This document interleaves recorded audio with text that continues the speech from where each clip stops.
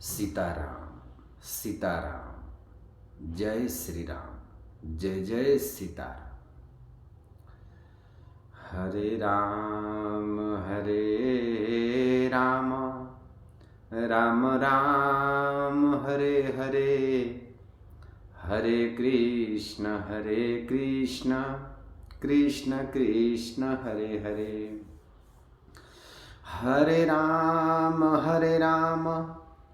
राम राम हरे हरे, हरे कृष्ण कृष्ण कृष्ण हरे हरे। श्री कृष्ण गोविंद हरे मुरारी, हे नाथ नारायण वासुदेवा, हे नाथ नारायण वासुदेवा, हे नाथ नारायण वासुदेवा। प्रेम से बोलिए सियावर रामचंद्र सरकार की जय, उमापति महादेव की जय, राम भक्त वीर हनुमान की जय। धर्म सनातन धर्म की जय, चारों वेद की जय, 18 पुराण की जय, 6 शास्त्र की जय, अयोध्या परम धाम की जय, श्री वृंदावन बिहारी लाल की जय, वृंदावन धाम की जय, काशी विश्वनाथ की जय, गंगा माता की जय, मात्र पिता कमल चरणों की जय, गुरुदेव जी महाराज की जय, गंगा माता की जय। जय जय सिया राम। आप सभी नारायण भक्तों को हमारी ओर से प्यार भरा जय श्री कृष्ण, जय श्री राम, जय जय सीताराम। और साथ ही भगवान नारायण से ये प्रार्थना करते हैं कि आप और आपके समस्त परिवार स्वस्थ निरोग एवं सुखी रहें, और भगवान नारायण की और लक्ष्मी की सदैव आप पर कृपा बनी रहे, समस्त परिवार के ऊपर कृपा बनी रहे, और आप सभी निरोग रहें। नारायण भक्तों, जीवन में कुछ ऐसा करके जाइए कि आने वाला समय में कुछ लोग याद करें।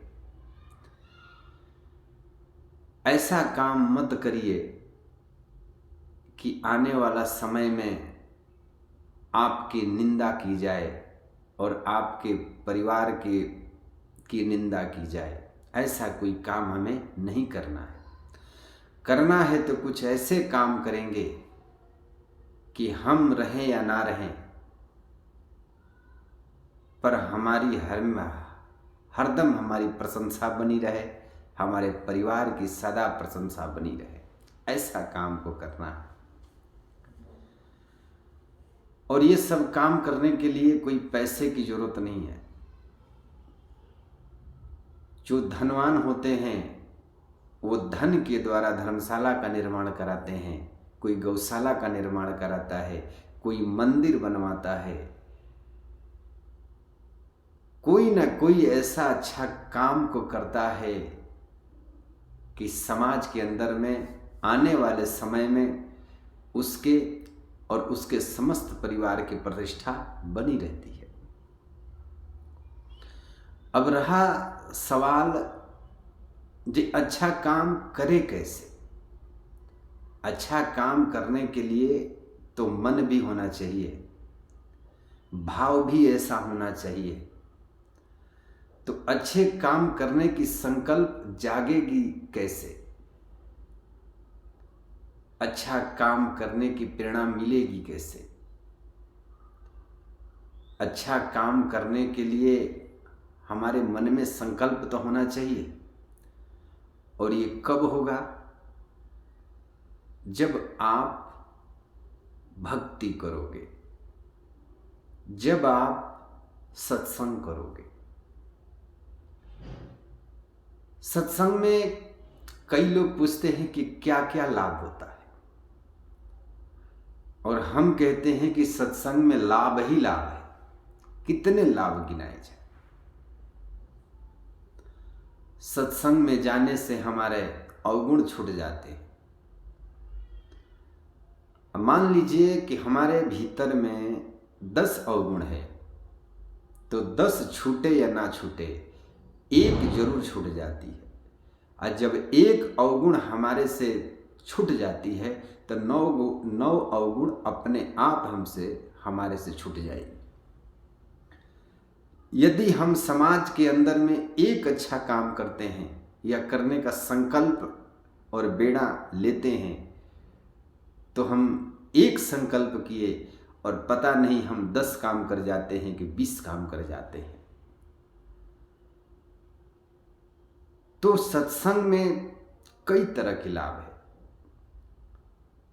नारायण भक्तों, जब हम अपने जीवन में ज़्यादा मायूस हो जाते हैं, ज़्यादा दुखी हो जाते हैं,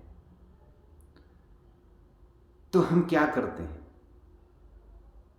हम संसार वालों के पास में जाते हैं, अपने मित्रों के पास में जाते हैं, अपने सगे संबंधियों के पास में जाते हैं। पर वहाँ से क्या मिलता है, क्या हासिल होता है? मायूसी के अलावा कुछ हासिल नहीं होता। लोग मित्र हमारे हौसला बढ़ाने की जगह हमारे हौसला को कम करते हैं और हमें कहते हैं कि तूने अच्छा काम नहीं किया, तूने ऐसा किया, तूने वैसा किया, अब तो ये होगा, अब तो वो होगा। हमें भयभीत करते हैं।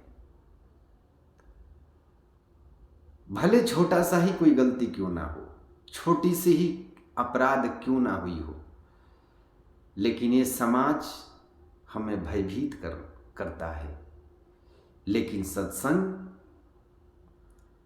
सत्संग हमारा क्या करता है कि हमें आत्मबल बढ़ाता है और हमें ये विश्वास दिलाता है कि अब तक तूने जो किया सो ठीक है, क्या सही है क्या गलत है उसे छोड़ दो।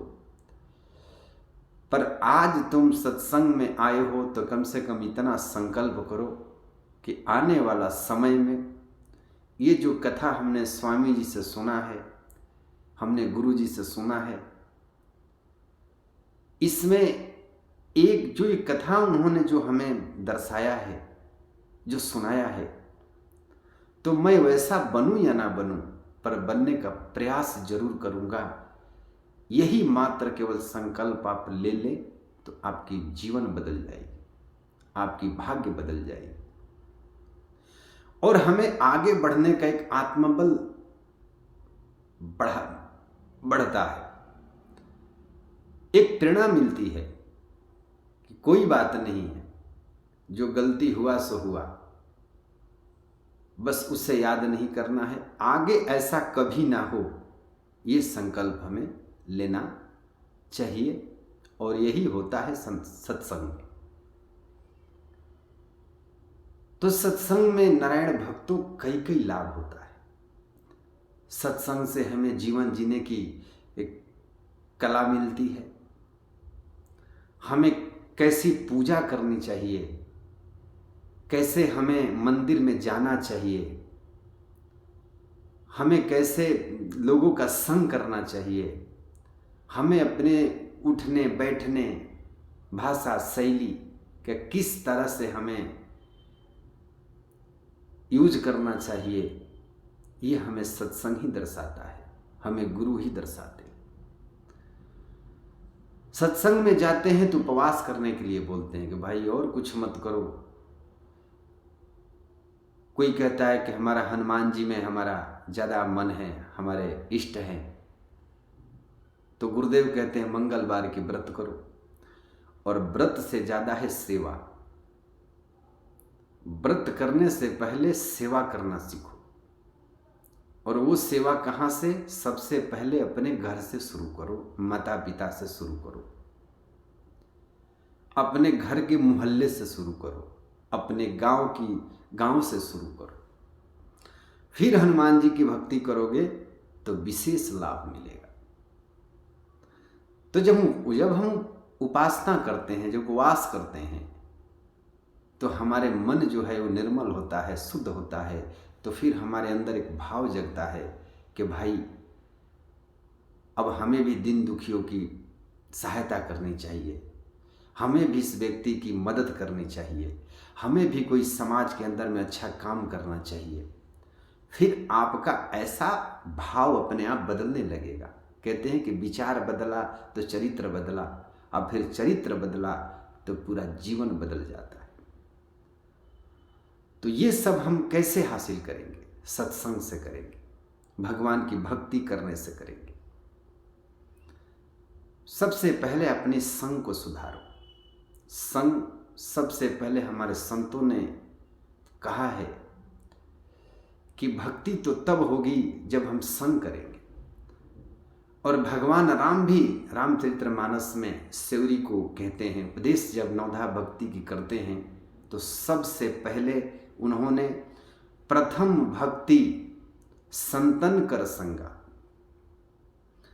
प्रथम भक्ति संतन कर संगा, दूसर रीति मम कथा प्रसंगा। प्रथम भक्ति है संतों का संग करो। संग का मतलब होता है सेवा। दूसर रीति मम कथा प्रसंगा। कुछ लोग तो सत्संग में जाते हैं, और आप सभी ने देखा होगा, वो सत्संग में इसलिए जाते हैं कि कोई ना कोई खोट निकाल सके। कितनी भीड़ लगी है, कितने भंडारे चल रहे हैं, क्या क्या हो रहा है, वहां अवगुण ही अवगुण वो निकालते हैं।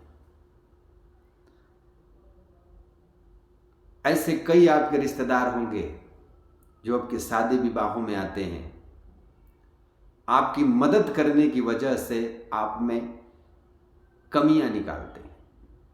ऐसा हो गया, समय पर तो भोजन नहीं मिला, समय पर तो कुर्सी नहीं लगी, समय पर तो ये नहीं हुआ। मदद करने की जगह वो आप में कमियां निकालते हैं। ऐसे लोगों को क्या कहें आप,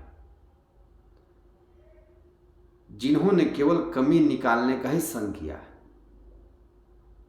आपको कभी भी कहीं जाओ नारायण भक्तों, अगर कोई सेवा करनी है तो किसी से पूछने की जरूरत नहीं होती, वहां आप सेवा में लग जाओ। दुनिया भले आपकी सेवा को नजरअंदाज कर सकती है, लेकिन रघुवर कभी आपकी सेवा को नजरअंदाज नहीं करेंगे, उसका फल आपको अच्छा ही मिलेगा। किसी की भी मदद करो, वो आपको यश दे या ना दे, पर कहते हैं कि अच्छे कर्मों का फल अच्छा ही होता है। कुछ लोग सारा जीवन भक्ति करते हैं, माला जपते हैं, लेकिन कभी सेवा नहीं करते, कभी किसी दूसरे का मदद नहीं करते हैं। तो संतों ने कहा है कि जब कर्म हो काला तो क्या करेगी माला। तूने सेवा नहीं किया, तूने किसी व्यक्ति का मदद नहीं किया, ताकि सब कुछ होने के बावजूद तुमने कभी धन को कभी अच्छे कामों में खर्च नहीं किया, तो ये नहीं है। भक्ति करने के साथ साथ सेवा का सबसे बड़ा उपाधि है, और खास कर करके सेवा निस्वार्थ हो। तो कहते हैं कि सेवा के माध्यम से आप भाग्य के प्रारब्ध को भी बदल सकते हो।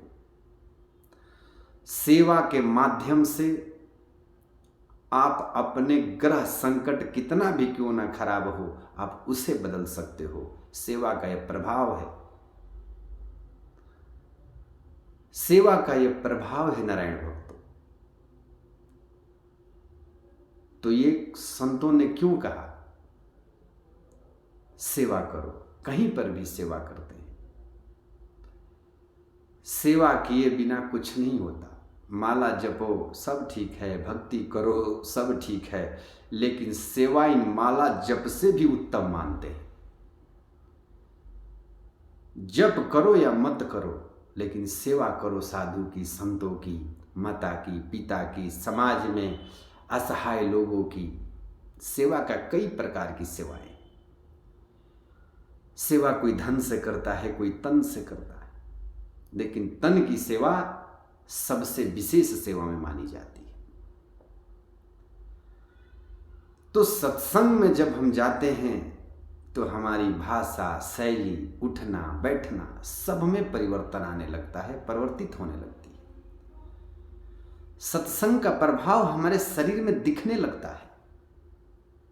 कितना भी क्रोधी क्यों ना व्यक्ति हो, कितना भी उसमें अवगुण क्यों ना हो, अगर उसने मन से सत्संग किया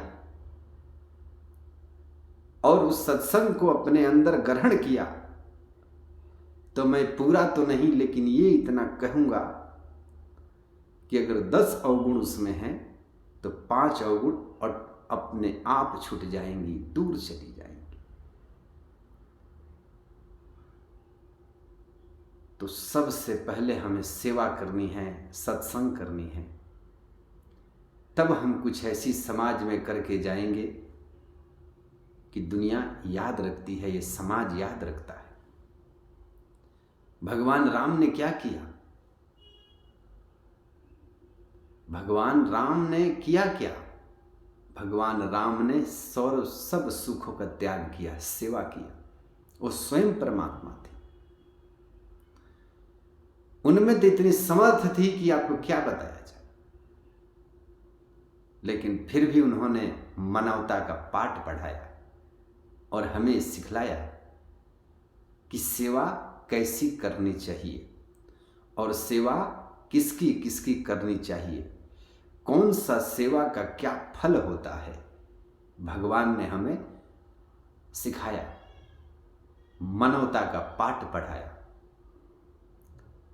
वरना भक्ति 9 प्रकार की होती है, ये कभी नहीं जान पाते। और इस धरा पर भगवान भक्तों के लिए ही तो आते हैं, और जो सेवा करता है ऐसे भक्त उन्हें अति प्रिय है। इसलिए, और सेवा कैसा? निस्वार्थ, स्वार्थ नहीं। बहुत लोग माँ बाप की सेवा करते हैं कि हम ज़्यादा सेवा करेंगे तो ज़्यादा प्रॉपर्टी मिलेगी, तो वो सेवा किसी काम का नहीं। हम ये सेवा करेंगे तो ये मिलेगा, वो सेवा किसी काम का नहीं, वो तो स्वार्थ का सेवा है। सेवा वो उत्तम है जो निस्वार्थ से किया जाए। सेवा कर रहे हैं पर हमें कुछ चाहिए नहीं, हमारे मन में कोई कामना नहीं है, हमें केवल सेवा करनी है, वो सेवा सबसे उत्तम है। तो जीवन में ऐसा कुछ करें कि आने वाला समय आपको याद करें, फिर गुरु भक्ति करें, फिर भगवान की आप पूजा अर्चना करें। लेकिन जीवन में नारायण भक्तों, सेवा का सबसे बड़ा महत्व देना। आप सेवा से अपने प्रारब्ध को भी बदल सकते हो। ये मैं नहीं कह रहा हूं, ये हमारा शास्त्रों में लिखा हुआ है और भगवान राम स्वयं कहते हैं।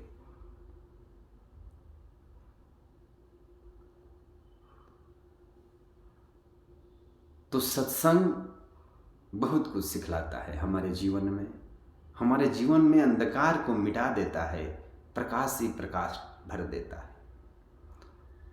हमारा जो बुद्धि बिगड़ी हुई है वो बुद्धि को साध देता है और हमें मानव बनाता है। हम मानव हैं कहाँ? आप अपने समाज में देखते हो, ये केवल मानव का 2 हाथ 2 पैर ये हो जाने से मानव नहीं है। हम मानव 2 पैर हाथ लेने से नहीं है। मानव वो है एक मानव दूसरे मानव की, एक मनुष्य दूसरे मनुष्य की दुख को, दर्द को समझे, उसकी सहायता करे, ऐसा उसका भाव हो, वो है मानव। हमारा तो काम बने पड़ोसी का बिगड़े, ये कोई मानवता का भाव नहीं है। तो ये जो हमारे भीतर में जो ये काम वासना चल रही है, ये ऐसी बुद्धि है, क्यों बिगड़ा है? क्योंकि बरसों हमने कुसंग किया। हमारा शुरू से ही संग अच्छे लोगों का नहीं है, हमने बुरे लोगों का संग किया, उसका प्रभाव है। उसका इतना गहरा प्रभाव पड़ा कि हमारे बुद्धि पर इतना गहरा असर है कि उसी का चलते आज हमारी यह दशा हुई है। ये मानव शरीर बार बार प्राप्त नहीं होता है। करोड़ों जन्मों के बाद हमने पता नहीं करोड़ों जन्मों तक हमने कितने कितनी याचनाएं भोगी, कितने कितने योनियों में 84 में पता नहीं कितनी बार हम आए, फिर भी कर्म अच्छे हुए कि नहीं हुए, या कर्म हमने अच्छा किया, अब कुछ किंतु परंतु अगर कर्मों में रह गया तो उस परमात्मा ने हमें दया करके इस धारा पर भेजा कि जा बेटा ऐसा कर्म कर कि तुझे 84 में ना जाना पड़े। और हम क्या करते हैं? हम क्या करते हैं? हम क्या जवाब देंगे? और आप अपने बच्चों को क्या जवाब दोगे? वेद पढ़े नहीं, पुराण पढ़ते नहीं हो, रामायण पढ़ते नहीं हो, तो तुम क्या अपने बच्चे को संस्कार सिखाओगे? इसलिए अभी भी देर नहीं हुई है। सत्संग करो, अपने बच्चों को भी सत्संग में ले जाओ। सनातन धर्म सबसे मैंने कहते हैं कि हमारा इस धर्म से उत्तम कोई धर्म ही नहीं। सनातन माने पूरा तन, पूरा है, बाद बाकी तो सब पंथ है, बाद बाकी तो पंथ है। इसलिए सत्संग में अपने बच्चों को भी ले जाओ। हो सके तो सप्ताह में एक दिन उनको हनुमान चालीसा का पाठ पढ़ने के लिए बोलो, रामायण पढ़ो, बच्चों को सुनाओ या खुद को बच्चों को पढ़ाओ। ऐसा एक रूटीन बनाइए। अगर आप अपने बच्चे को बेहतरीन संस्कार देना चाहते हैं तो आने वाला समय में इनमें कोई विकार का नष्ट करने वाला है तो वह है सत्संग। हमारे भीतर कितना भी विकार क्यों ना हो, कहते हैं कि सत्संग का ऐसा असर होता है, उस विकारों को नष्ट कर देता है। जैसे अग्नि के भीतर कितना भी लकड़ी को डाला जाए, अपने प्रकाश से उस सब को भस्म कर देती है। वैसे ही सत्संग का प्रभाव जब कानों के द्वारा हमारे हृदय तक उतरता है तो हमारे सारे अवगुणों को भस्म कर देता है। इसीलिए सत्संग बहुत जरूरी है, और सत्संग करेंगे तो ही हम कोई समाज में अच्छा काम कर सकते हैं या हम औरों को अच्छा बना सकते हैं। ऐसा प्रयास करना चाहिए। भगवान की भक्ति करने से ज्यादा भगवान के चरणों तक जो ले जाता है वो उत्तम भक्त होता है। भगवान का जो प्रचार करता है वो सबसे उत्तम भक्त होता है, वो भगवान को सबसे ज्यादा प्रिय है। तो नारायण भक्तों, यह है सत्संग करेंगे तो ऐसा भाव आएगा तो आपका जीवन भी सुधर जाए। जय श्री कृष्ण, जय श्री राधे, जय जय श्री राम, जय जय श्री राम।